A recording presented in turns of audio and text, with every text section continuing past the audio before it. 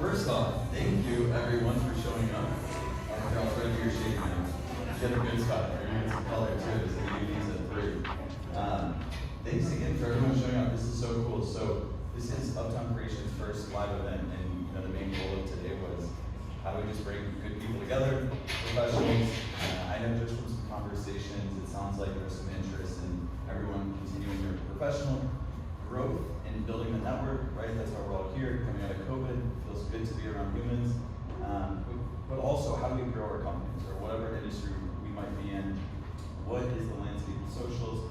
These are some of the conversations I've heard. So I want to thank you again for being here. Now, I want to introduce Austin back here, if you want to put your hand up. So Austin Sabella, he's one of the partners at Uptown, and then Chris Cozzolino next to him, and then Aaron. And they're both, Aaron and Austin are both based here in Dallas, and then Chris and I were fortunate to come in. So thank you guys, happy Friday. And I'm excited, I'm gonna hand it off to Anthony Russo. I'm really excited. We finally met in person.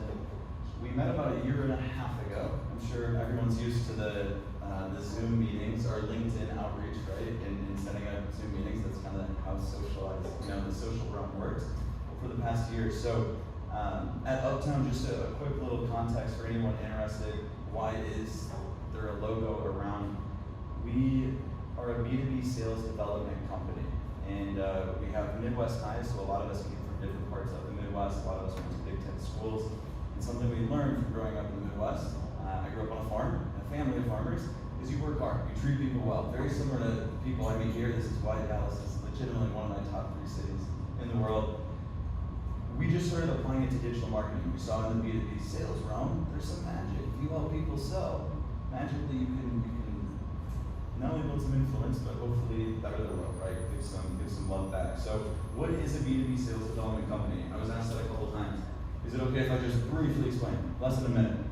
So I like to break it down into 3 levels, right? Because having a sales strategy that's consistent, that keeps the pipeline full, that ensures you're closing deals, and that also allows you to grow at the rate you really want, right? And we can all agree the landscape is vastly different, right? Any social platform. So for us, prong number 1 is helping our clients generate the right leads. And it can be a handful of platforms. I have a good feeling that probably everyone here, hand raised, are they here because of LinkedIn? Or is it LinkedIn outreach? Or you have a LinkedIn? So it's how do we generate leads? As marketers, we go, where do people congregate? Let's go hang out where they congregate, and how do we create authentic relationships? So there's the lead generation standpoint. Don't take shortcuts, right? Automation's not a good thing, regardless of whatever social platform. The next level is implementing sales development processes, right? Because you can have a sales strategy, but we need to make sure it's sustainable, right? Is anyone tired of like the 100, I guess that's exaggerated, but like the 10 to 15 messages we get each week from someone that was either most likely sent from a Chrome extension, but a message on LinkedIn saying, I really like your profile picture, and I'd love to hop on a quick call. Here's my meeting link, right? So you have to stand out from that, and that's our job. And then finally, it's scalability, right? How do you provide the 2 E's of value-based content, right? Education and entertainment, and helping clients create this so it's sustainable, but you can also grow. And I would say that the last 2 tidbits is authenticity on LinkedIn to me and our team really means right now, it's personalization, number 1, right? You have to stand out from everyone else that's using those automated services. LinkedIn's combating it hard right now, and that's gonna play in all of our favor, right? But the second one is somehow provide value, right? A big model that we like to live by is put the client first, profit second. And you could also say about prospect, how can I provide value, right? If I could switch roles with this person, how would I want to meet? So without further ado, I want to connect, quick transition, Anthony Russo. So Anthony and I connected, just like I explained, it was LinkedIn. Right off the bat, we hit it off. And you have a wild upbringing and just story, the things you've done. I mean, you're a 7-figure business owner, and you've done it in a space that I'm excited to learn more about. But you get to work and coach with some of the coolest people and share the stage with some cool people. I want to be on the stages one day, and I appreciate it. So I'm excited. I'll let you take over. Thank you again, guys. Happy Friday. We'll kick off the weekend with some professional development. Hold on, stay there. Oh, we're in real life. Okay, this is super weird. because we've been on computers for a while. Anyways, moving on. Yeah, I didn't think about the fact that I was going to talk a little bit about my experience with Uptown, but I probably should, and I want to thank them for having me here. I also want to give a quick shout out because I was super excited when somebody was walking through the door and I was like, holy shit, Salt Bay is going to be walking into tonight's presentation. Turns out, not Salt Bay, but damn close. I thought I was going to sprinkling it in. Pretty excited. I was like, I draw one hell of a crowd. So a little bit about me, guys, and I'll talk a little bit about Uptown. My name's Anthony Russo. I have been a emcee for some of the biggest events in the country. I've been the on-field host for the NCAA championships for a decade. Spoken in front of crowds of 10,000, 15,000, done on-field promotions in front of 75,000 people at the Georgia Dome. Did charity events, concerts, spring breaks, which is a little bit of a curveball compared to any of the fun and developmental and family stuff. I did that in South Padre, Texas. Bro, he's laughing. Yeah, he's like, heard that. And then at the same time, I started realizing when I was younger, the biggest thing that I wanted to do was make an impact and be a speaker. Not just to crowds of people, but to hopefully change people's lives and help people through that. So I'll talk about my previous business and how I got to there, but I consider myself a failure expert, and that's typically what I talk about in front of crowds, is how to fail, and how to fail well, and how to be willing to fail, and go through all of that stuff. But I do want to talk about Uptown Creation, because what they said, how many people actually are clients of Uptown Creation right now? You are part of the company. And the mustache works for the company, which automatically gives you bonus points. So as you guys, legit, we get 1 million LinkedIn comments. And I think 15 is actually a lowball figure. And I constantly had people reaching out to my LinkedIn. I never actually managed the page, but I had a ton of people that were constantly reaching out to me. And I'm also speaking on behalf of Uptown Creation, telling you I am currently not a client, which is like the world's worst testimonial on the planet. But I'm going to tell you why in a quick second. So I legitimately responded to one of their messages, I believe it was Connor, because out of the 37 different things that came in, I realized this was the only one that caught my attention as a real human. And then when I found out what they did and could potentially build my business, I was like, well, if you're going to build my business on LinkedIn and you manage to make it through my stone wall of not responding to anybody on LinkedIn, you might have something there. So the reason I'm no longer or currently not a client is because other business stepped ahead of what I was doing, which was personal coaching, personal development, to work on a channel called Be The Change during COVID and during whatever 2020 was, on hot garbage. But I had that channel going, and I wanted to make sure that I was having those connections. I could no longer use them because they were filling me with people wanting to talk and having conversations. And it was great if I was still doing the speaking world and the coaching world, but I was too busy with other stuff. So, to end that, the reason why I'm not currently, but probably again will be a client of Uptown, is because they actually made my email too busy and my connections too busy, which I've actually still used some of the people that I've met on LinkedIn. So, weirdest testimony on the planet, but can't give more props to a company that I can't be with because you made me too busy doing that. So, kudos. Somebody told me, you guys are a little calm. This is like we're at a brewery where you guys are drinking beer. I was hoping y'all would be drunk by now. It's the first event in real life. Sweet heavens to Betsy. So everybody take a drink real quick if you have one in front of you. Cheers. We're gonna have a little, actually that's rude of me not to do that. It's bad luck. Cheers. Yeah. Gotta have a little bit of fun. So, tell you a little bit about myself and why failure is important. I feel so bad for you. So just glistening with sun straight in the face. He's gonna get a sunburn. I don't think taller would make much of a difference. So I had a company by the name of Identity Marketing, which is experiential marketing, and it was a staffing firm that I started in 2011. Made it to seven figures within 18 months of starting the business. Again, people look at things like, oh, that must be nice. All of a sudden having $1 million agency just like that. When in fact, I realized that a lot of my life was based on failure. And I think it's important that I talk to people about that, and I try to encourage failure, which sounds super weird to a lot of people. But I was born in Las Vegas, Nevada. My father was disabled, he had multiple sclerosis, and my mom went to school to be a chiropractor, so I struggled through my childhood, finances, etc. And then I started working for myself. Went to art school, realized that I was a better talker than I was a designer. Shocker.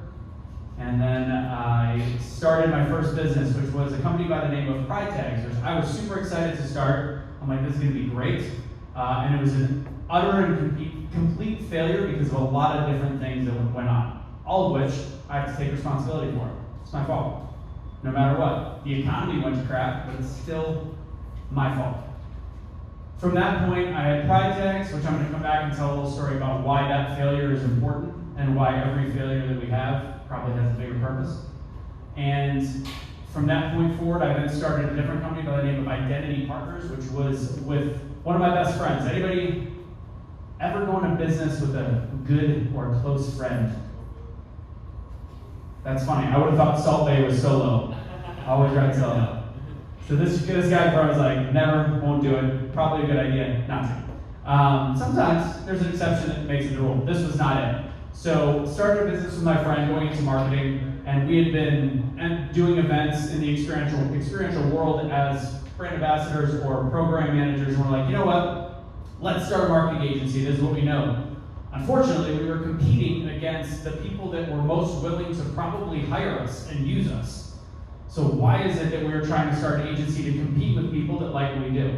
So at one point, somebody said, can you staff events? And I'll never forget, I went to I was pretty much completely out of money, and went to a dinner with a business associate that was the head of a program, and I spent probably $100 that I did not have. I risked it, and next thing I know, we're now doing Super Bowl business within 3 months, and we became a staffing agency just simply because I said, yeah, we can do that, why not? Business partner was not a fan. He said, we're a marketing agency. I said, we are a whatever the hell pays us agency. And from that point forward, the rift between him and I started, and that business had to go away, and I became a staffing agency after bank accounts were closed, lawsuits happened, all that good stuff, moved on, and then the next business was identity marketing, which is where we went from 0 to 7 figures with no funding, no capital, etc., over a span of 18 months, and then continuously had over $1 million worth of revenue for the next 7-8 years. Now, with that said, failures suck. How many people are entrepreneurs in this group? Trying to start? How many people work for somebody else? It's not a bad thing. Do both. Do both is a good thing. So, how many of the people that work for somebody else, how many of you guys are in sales of some kind? Sales? Okay. And then I think you're the only one not in sales that works for somebody else. So what else do you do? HR? Okay, cool. That's a perfect example. So I think the importance and purpose of what people do is important to look at. And the reason I say that is there's a weird, people divide themselves. They're like, oh, I have my own business. I don't work for the man like you. It's ridiculous. But there's nothing wrong with it, especially if you love what you do, because there's a lot of entrepreneurs that are absolutely miserable. There's a lot of people starting businesses. Some people are feeding into their own personal addictions of misery by starting a business. Don't be that person. Enjoy what you do. Enjoy every bit of it, including the failures, which again, I'll keep saying. But just as a sidebar, those of you that work for other companies, if you are in sales, you are selling the product. If you are not selling something, you are the product. And I think people forget that. So, and that's also if you are a leader of a team or whatever it might be, really beat that into the psyche of the people, because people that just treat it like a job don't realize the potential of crappy jobs turning into much better jobs. And that's a great way to lead a team, to provide that kind of opportunity for the people working for you. And that failure of communication is something that typically can make working for somebody or working with a company miserable for the salespeople and the people that work in HR. You are the product. The people that work at a grocery store at the cash out line or the checkout line, kind of sales, but not really, they are the product, not just the stuff on the shelves. People are the product. So the way you treat your job makes the world of difference. And eventually, the right management sees that, the right entrepreneurs see that, the right person going through the checkout line saying, you know what, I own, what kind of business do you own? Consulting. Like, you know what? You're phenomenal at checking people out of the line. You excel in a ridiculous way. You want to meet and have lunch? Come to find out they've got some weird degree and then they can make it a lot better than being a checkout person at a grocery store. So, just a different way of looking at things. Now, back to what I was saying in terms of the failures that made me successful. And this is a more personal story that I do like to start with. So, my first business was the first serious business. I got a $90,000 investment. I spent 4 months working on a business plan to the point where when I took it to a bunch of banks, they looked at me as somebody that actually was buying a franchise. So I knocked the actual business plan out of the park. I did a phenomenal job on the business plan, right? But 2008, the economy went bad. I also never owned a business, so I made a lot of mistakes with cash flow, how to actually get business, how to land business, and then how to maintain the money that was coming in, as we all did. Especially when we just start, mistakes we make. But here's where it's important. A lot of people will tell you that cheesy phrase everything happens for a reason. It sounds like garbage. It sounds like pointless, oh, whatever, yeah, everything happens for a reason. Successful people think this because if you have that philosophy, it's going to actually create the opportunity for you to realize that the good things come during the struggle. And if everything happens for a reason, you're going to be in the right place at the right time. So some of you guys probably have businesses that excelled in 2020. You found a way to get creative. You found a way to find a side route. You found a way to Uptown creation. I think your business exploded in 2020 or did much better in 2020. You found a way to capitalize on it. Some people didn't, but they also found other things about themselves that made it more important. So my first company, Pride Tags, turns out I was down to probably the last $5,000, $10,000 of business loan, and I'm starting to look at all right, I'm not turning any profit. It was 2008, and I'm like, what am I going to do at this point? So I lived in Milwaukee for years, so it was the Harley Davidson 150th anniversary. So I was like, all right, I'm going to go ahead and I'm going to invest what I have in getting dog tags, jewelry dog tags. I'm going to get these made. And I was like, there's got to be a way. I have connections with Harley. I can get licensing. I'm going to go ahead and this will be where I can get, there's going to be 1 million bikes there. Everybody's going to want these dog tags because we all think our ideas are the greatest ideas in the history of ideas. So I get a hold of Harley. They're like, no problem. They knew me. They're like, we'll take care of you. A month before, I'd already spent pretty much whatever money I had left on these dog tags, on these boxes, got everything set up, ready to go. Harley Davidson logo, emblem, completely illegal if I don't have full licensing. Thought I was going to get it. And I find out a month before that another company bought an exclusive on all products, keychains, dog tags, anything jewelry or metal. So now I just spent my last bit of money on illegal products and have no idea what I'm going to do with them. I'm out of money. I'm like, well, looks like I'm going to be a street vendor, which was not something I was adept at. Definitely something I never want to do again either. So I go out to Milwaukee. I had some friends because I used to be in beer promotions. I knew the bar owners, so some people let me sell stuff when I was there. But I remember the first night I was there. I was out at an event, one of their side parties and concerts, and I'm literally hawking jewelry on the side of the road. And it just was I felt like I was at my absolute lowest in that moment. I'm like, dog tags, 2 for $25. It just was not my style in any way, shape, or form, ironically, because I do promotions. But when it's your own company, there was just something about it.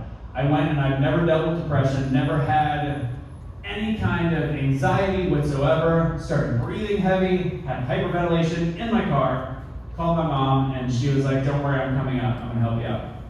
My mom was going through stuff at the time too. She was a chiropractor. She had lost her business, and it was, again, 2008, she lost her business. She had a knee injury. She had a crappy doctor that filled in for her, stole a lot of her patients, and of course, she was kind of at that place of going bankrupt, like a lot of people were in 2008, 2009. So she came out and helped me. I had no idea what it meant to her. Now, she was 50 years old, super close to my mom. 50-year-old woman digs the shit out of a Harley Davidson bike festival. Like, that was like her zone. She had never been happier. I'm sitting here like trying to not cry because I'm at the lowest pride level I could possibly be. Meanwhile, my mom's like wearing her Harley Davidson tank tops and selling jewelry on the side like it was the greatest thing ever. So it seemed like a lot of fun for her, but I had no idea what it meant. So it turns out my mom has battled depression, still does, especially with whatever last year was. She battled depression so bad, and what had happened to her at that point, I did not know until a couple years later, that she not just was suicidal, but she was planning on committing suicide when she got back home. I had no idea. I just knew she was upset. I was mid-20s, and I didn't really think anything of it. She didn't, and I didn't know why until a couple of years later. I didn't even know the story. But it turns out because of the relationship that I had with my mom, and how close we were, and the fact that she saw what I was going through, that struggle, that failure, that pain, that I still needed her. I still needed somebody in my life to help me. Now, if I was a meteoric success in that first business, she probably would have been like, all right, I'll ride these coattails, this will work out. But if I had just getting by, I was paying the bills, maybe had a new car, something along those lines, probably wouldn't be here. But he doesn't need me, it's fine. So if I was a success in my first business, as much as people place that importance on success, cool, I might have been able to get a new car, have a nice apartment, wouldn't have my mom. I think that's a complete paradigm shift and mindset shift that we don't think of as people. We typically don't see the long game, and there's a long game in everything that we do, especially as entrepreneurs. Especially when we're looking to build a business, especially when we're starting out.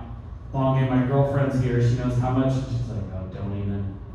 She knows how much I emphasize little things, and every business has little things that they don't see the value in or the value proposition.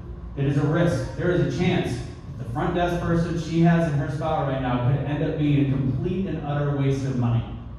But if you're not trying, you're not progressing, you're not growing. And if you're not willing to fail and realize, how the heck do we get to this next place? It's going to be really, really difficult to ever make true progress. At the same time, we have to see the positive in things. So now we're going to play a little game. Everybody's going to play a game right now. Yes, games. Whew. Is that pouty face? Am I getting pouty face back there? That brought up the spot? All right, we're going to do eyes closed. Well, actually, not eyes closed yet. I want you guys to look around the room and find, don't look around the room yet. Now look around the room, find something red. Find something red. Find one thing, think about it, lock it in your brain. Everybody got something red? No making out. I didn't say that was loud. It's not Valentine's. I was about to say 4th of July. It's not Valentine's Day. I'm kidding. You totally make out. All right, everybody got something red? Close your eyes. Yeah, I saw you, Connor. All right, you guys thinking of something red? I'm still trying to figure out how Connor's wearing skinny jeans and grew up on a farm. I'm super confused. All right, everybody's eyes are closed and you're thinking of something red. Do not open your eyes. I now want you to think of something yellow without opening your eyes that you saw in the room. I'm assuming it's pretty hard to do. You might be able to remember one thing, maybe. If you can if you can keep your eyes closed and say, I 100% remember something yellow, 2, 3 people are liars. Awesome. 4-person liar. All right. Probably because the one thing I will say, there's gigantic yellow on the windowsills. Regardless, go ahead and open your eyes. I'm going to tell you 4 people in the room raise their hand. I don't believe my girlfriend. She also knows the game that I play, so she probably was thinking of it on purpose. Cheater. This is a complete analogy when it comes to seeing positive things. If you're a person, and this goes again for successful entrepreneurs, because there is metrics, there is plateaus that will stop you along the way. Trying out different things, trying out things like LinkedIn outreach, things like that. Do I do it? Do I see the success in it? Do I see the happiness? Do I see the positivity in it? See the positivity in everything, because you never know what's not going to work and what will work until you try it. So, by looking at only the red, if the red is the positive things, and you're closing your eyes, and the yellow is the negative, guess what? You are not even thinking about the negatives. You're only thinking about the positives. Now, on the flip side, if you are only seeing, if the red means signifies negatives, there's a lot of good stuff in here. There's these gigantic, I don't know how people didn't even think of these gigantic yellow shutters. So if that's the positives, they're gigantic, they're huge, you've got yellow up there, you've got yellow in all these different, let's see, all along those bars, and we don't see it. The beer is a little yellowish. Girlfriend's colorblind, cool, we just learned that. So you're not seeing all the things that are in your life that probably could be making things better. And I know that sounds weird coming from me talking about how we need to embrace failure. But when you look at things in this angle, I say look at failures so you don't make the same mistake twice. At the same time, you have to have gratitude for the good things that come around. By having that gratitude, it's a complete mindset shift. So when I speak and when I have coaching with people, I'm not somebody that's going to just flip your ROI and be like, all right, I've got the best clothes you've ever seen in your whole entire life. What you're going to do is you're going to spin around 3 times, you're going to shake his hand, and you're going to wiggle your head, and next thing you know, he's going to say yes. I'm not a closer person. I do not support the sales side. I think that's great. There's people for that. But shifting your mindset and priming yourself to be able and be willing and be ready to actually make a change in your business, to me, is key. 1,010%. Because without that foundation and without that structure, you are not going to be able to then even close the sale, because you're not going to get yourself to that point. So you have to see the positives. Is there something interesting on Facebook, babe? I'm just kidding. I need somebody to pick on, and she is the perfect one. So I want to give just a basic, and I won't go too long, but I'm going to give a basic strategy. I said my dad had multiple sclerosis, and part of also being poor, he was also a compulsive gambler, which is fantastic. So he was a blackjack player, and I grew up through that. He lost our life savings 2 times growing up, which was all about $1,000 once and $1,500 the other. And it was the weirdest thing. One day I thought that I broke the casino. So I'm not really much of a gambler, obviously growing up with that. And once I started to make money, I was like, I can spend a couple $100s and no big deal, and never worried about it. And to me, not a problem. But I thought one day that I had conquered the casino and thought of a plan that could not lose. It's called negative progression. Has anybody ever heard of negative progression? You use it on roulette, she knows. You use it on roulette or blackjack, which is you double your bet every time you lose. Sounds really weird. So what happens is, if you're betting $10, that is your set bet. Turns out this is the way my dad gambled. I had no idea that I, ironically enough, was thinking that I was breaking the casino, and it actually worked a couple times, but incredibly dangerous in the long run, mathematically. So you bet $10 because of table maximums. You bet $10, you lose, you bet 20. You lose again, you bet 40, you lose again, you bet 80, you lose again, you bet 160, you get how this keeps going. When you win, so if I have $160 on the table, I am not going back to even on that 5 losses and 1 win. I'm actually going 1 step ahead. So I'm now up that original $10 that I bet, even though I've lost 5 times in a row. I'm like, well, isn't this a great analogy for life? This is fantastic. So a lot in our life, a lot of times you'll hear the phrase, if you get knocked down, dust yourself off, get back up again. It's like some mantra that people keep saying, which I think is the most empty, without any cause concept that has ever been found, because it's missing the key element. Why the hell did you get knocked down? If you get back up again and get hit with the exact same punch, and we're talking boxing, if you get hit with the left hook and it knocks you down to the ground, why would you continue to get hit by the same punch? So the concept of this negative progression, or since negative progression sounds really bad on a poster, like, who am I going to go watch speak? Oh, that guy talks about negative progression. Absolutely not. So I call it double down strategy. So it's doubling every time. You double down your bet. So when you look at it from this element, you look at it and you say, all right, in life there are no table maximums that are going to stop you at a $1,000 bet, but if you keep failing, or I think a lot of the experts call it failing forward, if you keep failing and learning from it and using those failures, then you're never going to just be chipping away back and forth. You're going to be using everything that you learn from. So my first business, which was the dog tags, I learned about how to operate lean. I learned that timing is everything. I learned who to contact and what salespeople to contact and how to actually get a product out there even in bad times and how to pivot. even though that was a complete failure. The next one, learn how to go in business with my partner. Also learn to know who my customers were. It was huge. My competitor was actually my customer, not my competitor, and I had to realize that. So I learned these drastic lessons, put myself in a lot of debt, got out of that debt once I started the identity marketing side, and realized that identity marketing does not happen without the failures that came before it and the lessons learned. Because again, I was doubling my bet each time and learning from each of those failures, putting myself one step ahead. So back to the boxing analogy, of course. When you talk about boxing, if you get back up after you dust yourself off and you know what did it, you know that it was a left hook, how about you block the left hook? So you know the left hook is coming, guess what? If they hit you with a right cross and you get knocked out again, that's two. Two lessons you just learned. That puts you one step closer to knowing when to counterpunch. So each thing that happens in life, especially if you own a business, especially if you're in HR and you unfortunately have a staff member that you hired is like, this is going to be a great one. I have a little apprehension about this. If you feel the apprehension about that, and it ends up being right, are you going to make the same mistake the next time you hire somebody with that same apprehension? No. Simple. So it's a whole philosophy of learning from our failures that I think is a tremendous way to learn and to live. Drink, guys. It's a beer break. She's empty, or that's water, one or the other.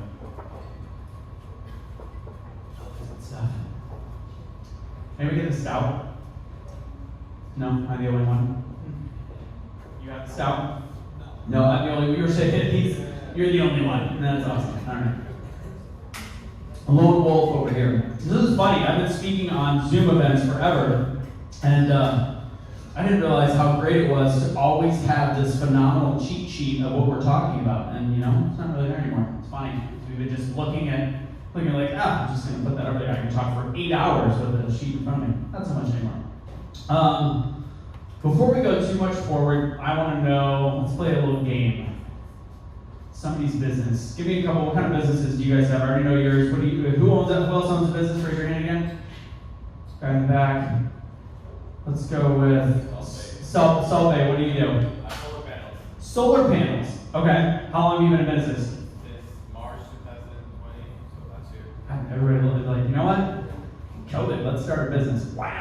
So solar panels, what part are you, Dallas-based? Texas, why, really? Okay, all Texas. How many people do you have working for you? 1099. Yeah. Like 20. Smart. And then how many full-time employees? None? Okay. Are you a 1099 yourself as the owner? Okay, smart. You've grown to 20 employees pretty fast. Did you have startup capital?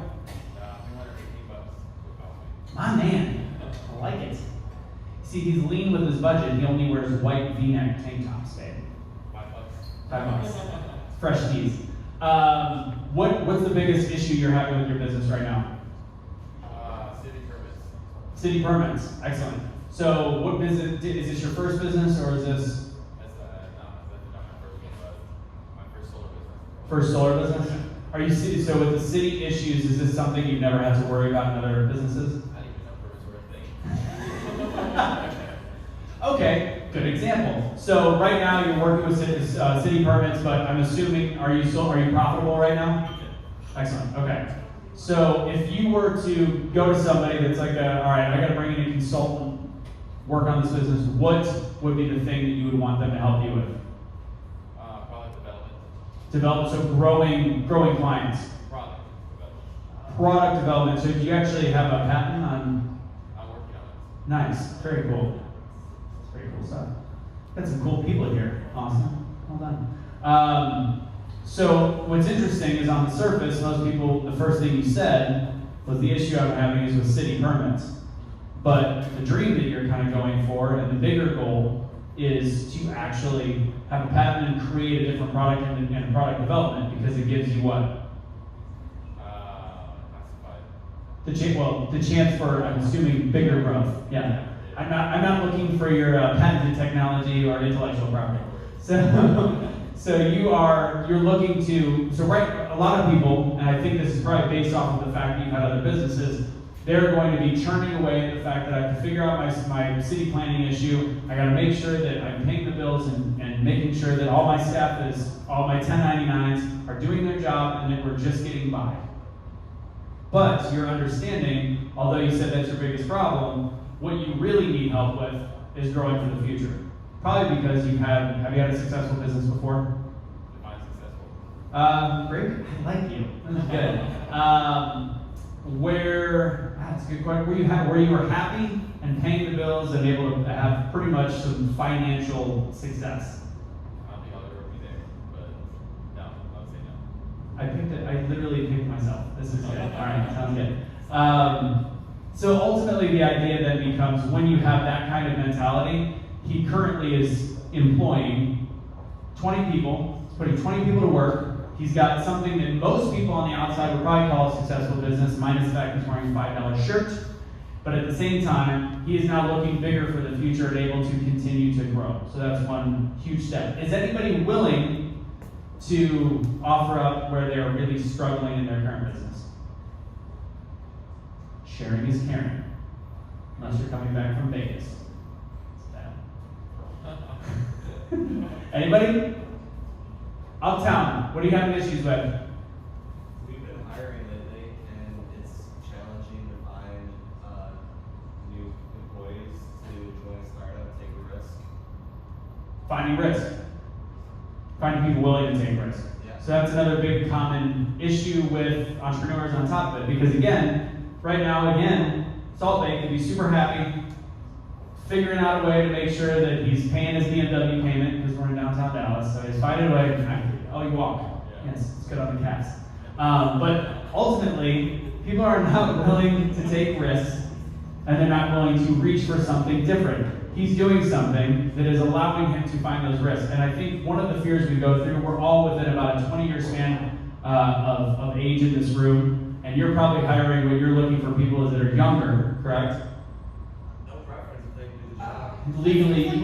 Legally, you can't say anything. So I'm going to say they're probably looking for like the sub 30 group, but I'm not going to say that super out loud. No? Anything? You're looking for something with a heartbeat, willing to work with, above minimum wage. Got it. Okay. Or take a risk. So, so ultimately, when you are this age group, and I'm included in it, we're all close enough to be included in it. We were raised with this weird philosophy that perfection is everything. And dropping that concept is number one, most important thing you could possibly get rid of in your brain is that perfection is all of a sudden this attainable goal. It's not. There is no perfection. There's happiness, but there is no perfection. You have a bunch of people that are deathly afraid of taking a risk because they think perfect is having a 100% steady 9-to-5 job, and they're going to just be happy going about their day, paying their car bills, doing what their parent says is okay, and there's no risk related because we're told failure is bad. Ultimately, the concept that failure is bad and perfection is good is going to set everybody up for depression.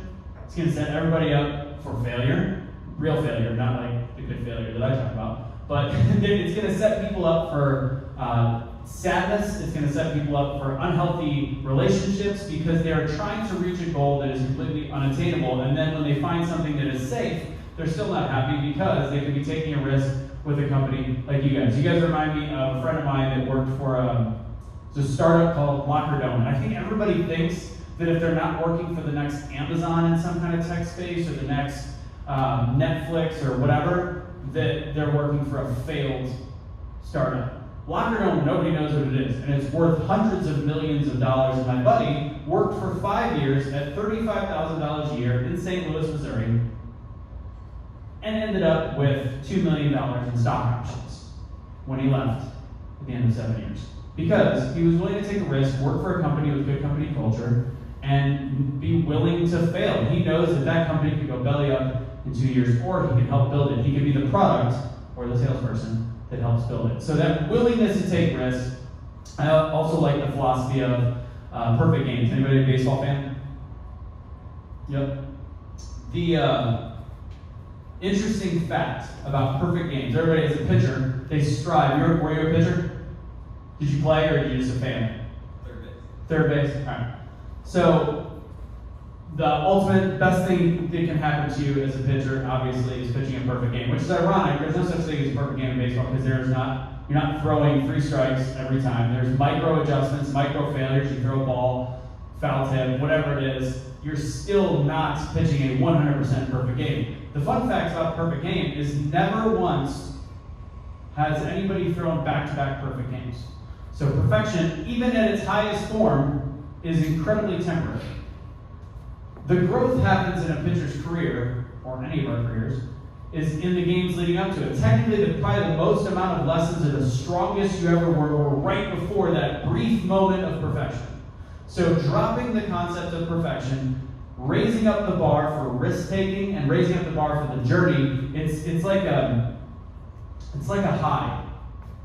People that are addicted to things feed off of the high, sometimes the low afterwards. That's a weird, my dad was a compulsive gambler, I get that. But ultimately, what you're constantly seeking is the high. And that makes you a compulsive gambler, a drug addict, etc. So if the high is the successful moment, and that's what you're constantly seeking, there's going to be some real big peaks and valleys, and it's going to be real rough. But if you realize the lead up is actually the good stuff, the lead up is where you are setting yourself up for the successes that are going to be brief, that you're going to have gratitude for, that you're going to be happy about, but then you're going to move on and realize if you can have fun in the journey that is sometimes good and sometimes bad, next thing you know, life is going to be much more enjoyable. And speaking, things are not always perfect in my world. The event world went away for a calendar year. I had just started getting booked on speaking gigs, getting actual real thousands of dollar gigs, etc., speaking at college campuses. I was like, finally, I'm starting to move on. I can get away from MC work. And then 2020 happened. But my growth in that year, because of the fact that I specifically talk about this and help people with situations like this, the winter per se, the fact that I help people with this allows myself to also be stronger. So the key behind everything that I'm saying is be willing to fail and understand that even in the winters of our life, if you are learning during then, stocking up on food. I was listening to Jim Rome, so I think about that. He does his seasonal stuff. And if you're literally stocking up on those things, the negatives, by learning how to not let those happen again so that the next year comes along and you're prepared for it, you're constantly putting yourself in a position of the ability for more success and more happiness. And again, what is success? We don't know. We know that we're going to keep striving for it, but ultimately, happiness is the ultimate goal. The other thing I do want to say to you guys is this is key to have this kind of mindset in your own businesses. For those of you that have 20 staff or 5 staff, 10 staff, work for yourself, independent contractors, etc. The idea that failure is going to lead you down a road that isn't going to come out for success is you're shutting down all of your capabilities, all of your options. You're not realizing that in the end you might be saving somebody's life. I had no idea, and my own obviously. And you just have to look at life as a journey where you're looking at the negatives and positives equally. One is lessons, one is moments to have gratitude. With that, I would love to, if there's any Q&A that you guys want to have, talk about. If you guys have companies that would love to have me come and talk to, speak a little bit. If you've got small teams, individual coaching, I do all the above. I'd love to talk to you guys more. I'm going to hang out and have a couple more of those beers. The only one drinking the stouts, of course. But I love taking a few questions because I do like working with people a little bit more than sometimes just speaking to people. Anybody got anything? Say it, HR. Hold on, what do you got? I wanted to know all the experiences that you had. I tried different businesses myself without never leaving my full-time job. Yeah. 20 years, but I tried different things, some successful, some not. But I wanted to know in all the business that you've done, how much of a planet you done before going to that risk. I call that control risk. Yeah. The more you plan, more probabilities you have of success. Right. You know about that. Well, HR back there has her own business and is still working a full-time job, so I think that's a good balance. But so the question is, when do you start realizing? Is the question when do you start realizing it's time to make the jump? Right. So when you got your full-time job, you're paying your bills. You guys have a family? Do you have any kids? So you got kids. It makes it ups the ante even a little bit more. Like, all right, we have comfort right here. I'm gonna ask the question, what do you want? How old are your kids? 4, 6, and 12. 4, 6, and 12. If you could leave a bit of legacy for them in terms of lessons that they want to see from you, what would it be? What's most important to you? Education. Education? And then what does education get them? Stability. Say it again? Stability. Stability. Okay. So in that case, as each person is unique, if you want stability and you're teaching them stability, then being incredibly cautious is what you're going to pass on. And that's what you're going to do. So if that's your personality, when do you jump into the next thing? When you're the thing that you're working on. What's the business that you're working on? Creating a vineyard, but I see in a way of diversification. Yeah. Replacing your income is not my idea of progressive. Okay. Define success for me is adding on to the existing success. Okay. You have to find a way to find the ability and the capacity to use your same number of hours that you dedicate a week to do different things and multiply the income without having to sacrifice what you already have. Yeah. Basically, you have to maximize your cost of opportunity. Yep. So that's what I'm trying to do. How much of the planning you do or you did before going to the next project. Gotcha. I think it's awesome that you unbuttoned your top button because I feel like you have a regiment in life. You have a very set way that you do things. You're interesting because what I would say for you is, since your goal is stability and teaching stability and in your life stability, starting a business is a tough road for you because that's so out of your comfort zone. So then the question becomes, do you want to risk everything? Okay. You dedicate enough budget to it, then you can go ahead and maximize that budget. Yeah. $215, $35,000. You decide. Yep. Combine with technology, combine with data. I don't know. You can create something. Yeah. What was your major? Finance. Finance. So yeah, I was going to say you're a math guy. You were 100% a math guy.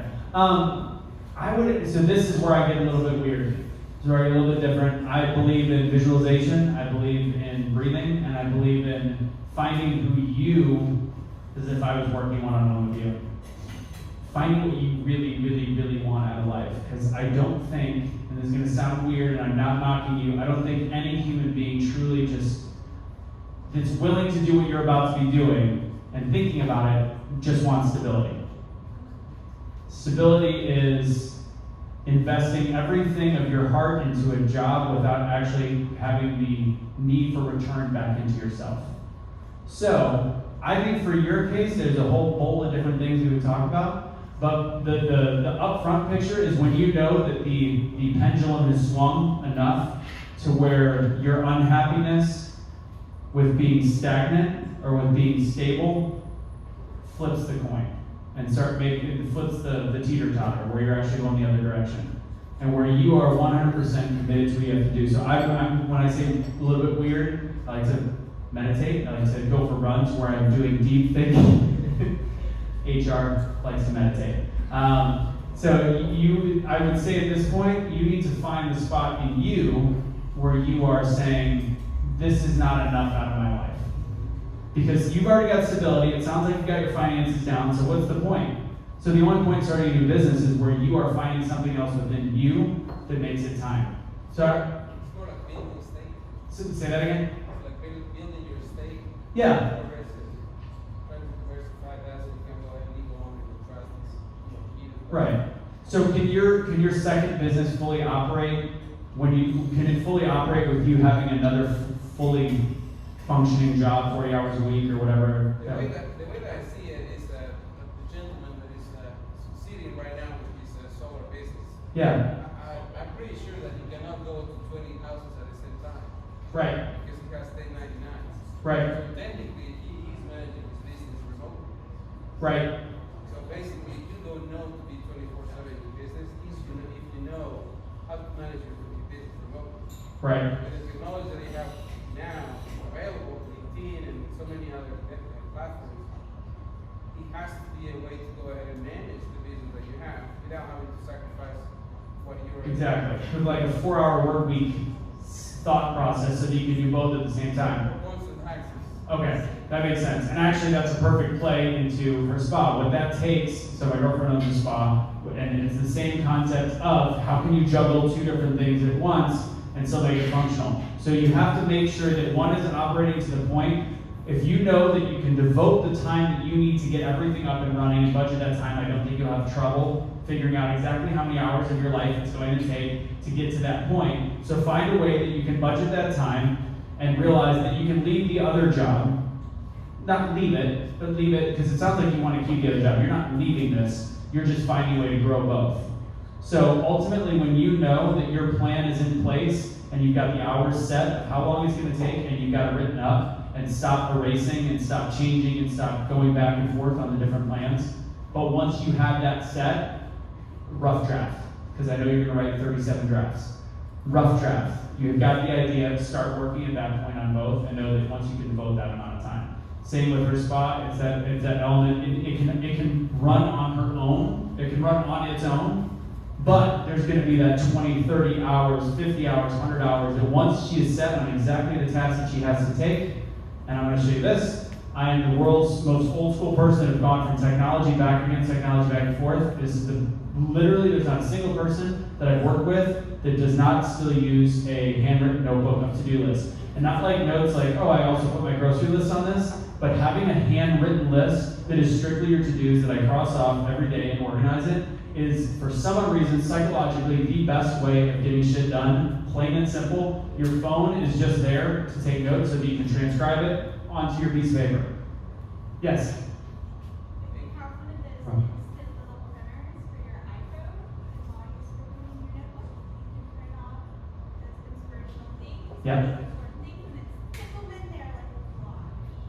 They've got even technology that's empty-proof apparently. So yeah, but I like the idea of writing, even if it's writing in your phone and then it prints out. Okay, so you have your diary, and basically it's a printer for your iPhone. It's about this big. Oh, nice. And so let's say that, while you're writing in your diary or like whatever you're writing, Yeah, yeah. print out those photos, those inspirational quotes, those to-do lists, those things, and you just Yeah, I like it. What's it called? iPhone printer on Amazon. Got it. They've got Kodak and Canon IV. That's a new one. I'm weird. I like writing. I mean, if you like strategizing in business, basically that combination of verbal and visual. Yeah. In order to incorporate that, you need a little bit more than just a notebook, and you don't write on the computer, and you just print out your visuals, and then you write everything else in your. I can see that. Yeah, there's one other book that I've seen that does the whole, like, you write it out and it's like 30 pages and it's all digital, which is kind of fun. All right, we'll go. What were we talking? Go ahead. You're gonna be the last one, and then we're gonna drink.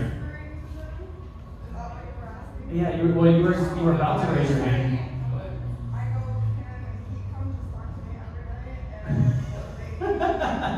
I do that. I guess for me, mine is, so I do HR, but I do web planning on the side. Really, I want to do just theme parties. Ideally, that's business. I want to do Yeah. cluster theme and executing that. But I got to a point where I had to time. Running out of time. I'm a one-person show on the side. Always late. Yes. Always. It's kind of tough.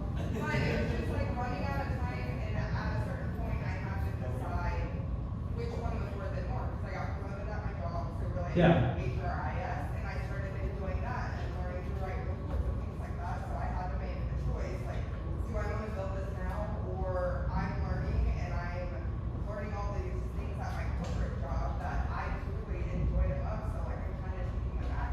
Yeah. the You're not business taking a I'm back seat, you're like, just, stepping back for a little bit, Yeah. giving myself time, but are you still working on your business at night? no. As of, no. I told myself I'd give myself a break, because I was losing. Okay. So when you are ready to do it again, you have to make sacrifices, obviously, you know that. And this will be the way that I wrap it, and it'll be based off of that. So there's that work-life balance. Has everybody heard of people talk about work-life balance? How many people believe in work? I think you and I are on the same page on this one. How many people believe in a work-life balance? Believe in a work-life balance? I think it's bullshit. And I'm gonna tell you why, especially for entrepreneurs.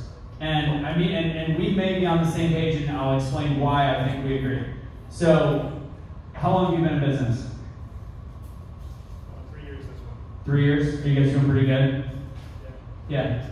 So, the concept of work-life balance, especially for newer businesses, startups, etc., that whole philosophy of work-life balance is a complete farce unless you really just want that 9-to-5 job. Now, does that mean that life should be all work and no play? Absolutely not. But not having, and this goes to the whole concept of make sure you have people in your life that support what you're doing, support your dreams. You also are prepared to take that road. If you don't feel it in your constitution, not the time to do it. But when you do, and don't make excuses like, I'm tired. But when you actually feel it in yourself and in your soul that it is time to do things and time to make things happen, you put every bit of effort. When it's go time for whenever you make the decision to go, there is no such thing as 40 hours a week. And I don't know if you guys work together, but maybe she can sacrifice 10 hours of her work and take care of the kids a little bit more. And you have to have people that are supportive of that. So when the iron gets hot, for example, my company is Be the Change. Probably the worst time this country's had in a long time was when George Floyd and the unrest across the country, and my business was Be the Change. By name, probably a good time to put forth all my effort to have conversations, have difficult conversations to try to bring people together on a common ground. I sacrificed some of the work that I was getting built from Uptown Creation and said, I gotta go with this right now. My following is growing drastically. We went over 20,000 followers, and we were having to create constant contact. And I lost my last relationship out of it because she's like, you need a work-life balance. And in that moment, I was like, no, I need to work my ass off so that when I get to a certain point, I can have full balance. It's like I'm doing the things that most people, and a lot of you guys, doing the things that most people aren't willing to do so you can have the things that people aren't going to have tomorrow. Think of it like that. But you have to be ready to make that commitment. And I agree, work-life balance is great once you've gotten yourself to that point, once you put yourself through the crap and the whatever. Ultimately, the last thing is purpose. And this is where we end. It's based off of that concept. When your purpose is ready for that, for when you make that jump, purpose is like that whole like, what's your why? What's your why in your business? Like, I don't think it's probably to innovate the world of solar panels, but it's probably to create something in your life. I don't know what it might be for you. I don't know what stability sounds like a little bit, but it's probably your family is my guess is your why. Would that be right? So for me, I had no idea, which is really messed up because I coach people all the time. And I'm like, what's your why? With actually realizing it was really disingenuous because I didn't know what my why was. Actually, I think we had a phone call right after I found it this last year. So COVID, obviously a weird time. I had a friend by the name of Chad that we did shows with together. We had like comedy shows that we do on Zoom or on StreamYard or whatever. And he introduced us to another guy that did fill-in. His name was Dr. Lockwood. Hilarious. He's a doctor and he did stand-up comedy. He was phenomenal on the show. He was one who gave a couple $100 for us to give away money for trivia based on this patient of his that passed away. Pure soul. One of the sweetest men that I've ever met in my whole entire life. And I would have never met him if it wasn't for COVID. Like, there's no way I'm going to meet this doctor in Georgia that's friend of a friend and he's going to pop on the show, etc. And I would have never met him without COVID. He ended up contracting COVID, passed away, and will not meet him because of COVID. It's kind of a weird mind F. But when he passed away, and I swear I think I had a phone call with you guys like right around that time. And I realized in that moment why I was doing what I do. So he did not share all the same political opinions that I did, different philosophy on a lot of things, but he loved what we were talking about and having conversations with people from the left, from the right, black, white, Hispanic. It didn't matter. We were having conversations and challenging each other's thoughts and trying to find a middle ground. So what's funny is I never knew the impact we had. So as a happy-go-lucky 52-year-old healthy guy, great life, he had a happy husband, like everything in his life was great. They had news stories about him when he passed away, about how he was so joyful and such a great guy in Atlanta. He had had conversations with a close friend of his up in the last couple months before he passed away. And in those conversations, he said, you know, getting to meet Anthony has been phenomenal for me because I was starting to think the world was hopeless. And I'm pretty blunt politically. I'll be totally square with you on that one. But I want to see change in people, and I want to have conversations where we're scientists. We're seeking truth, seeking other people's information, and he saw that. And he told her, before he even had COVID, before he was sick, he goes, he's giving me what he's working on gives me hope that the world can be a better place. And my purpose, I found in that moment, wasn't just because I was a hard worker regardless. I was 100 hours a week, I don't care, I'll do it, I never knew why. My why was so that I could make an impact on people. My why was so that I knew that I could have that same impact where people that listen to what I'm saying and either change their lives or also go out and be kind to other people and actually change my circle, the world around it, and the world around it. And that became my why. So find your why so that you can create a plan and have a purpose for what you do. Anyways, I can't thank you guys enough. It's great to be back in person. Sweet heavens, Betsy, Mother, sweet Jesus. Thank you guys for having me. Thank you for this not being in front of a computer screen. Thank you guys very much.